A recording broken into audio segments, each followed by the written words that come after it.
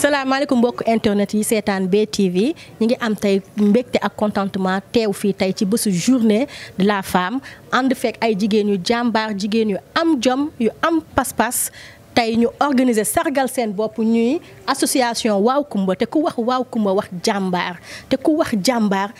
ne jigéen ndax ñoo nekk ci kër yi ñoo nekk ci waañ yi ñoo nekk ci tool yi ñoo nekk ci bureau yi kon tey suñu bés la ñiy sargal jigéen ñëpp. ñuy jox kàddu bi nag suñu xarit muy Mama Mbodj madame Diaw noo gisee bés bi tey kontaan naa lool nag sa teewaay sañse bi rafet na. kontaan sama xarit salaamaaleykum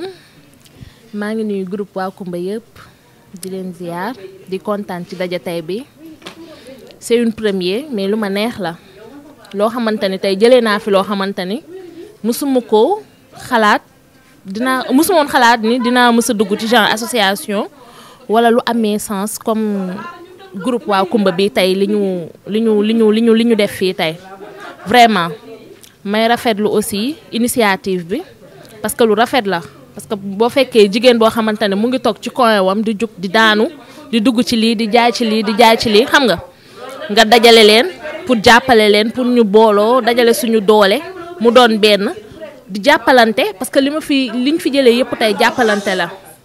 liñ fi jëlee yëpp tey jàppalante la donc man vraiment je suis très satisfaite dama kontaan ci lii tey parce que man c'est ma première ma bokk ci ay association mais li ma fi jëlee tey xam naa ne luy jëm kanam lay doon luy am tànku kanam lay doon li ma fi gis tey di woon ak suñu mbokk jigéen yëpp ñu ñëw dooleel ñu ñëw bokk ci lii ndax lii lu am sens la waaw macha allah yàlla na jëm kanam vraiment kontaan nañ d'accord merci beaucoup. kontaan nañu Mama wax bi rafet na gis nañu Pastef biñ ci àndal kontaan nañ bu baax nga jóge fu sori yow tamit ñëw teew te jot amul nga bàyyi njaboot gi bàyyi lépp ndax ñëw teew ci association Waaw Kumba bi ñuy ñaan yàlla nañ ci am lu kawe suñu njortu ci barke Seydina Mohamed.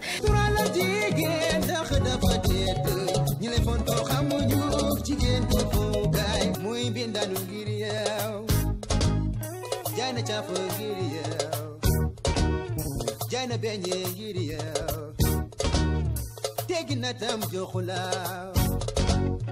muy sakku ngërëm li Yàlla may jigéen géej mën na jaare ñi lay fonto xamuñu jigéen du fowukaay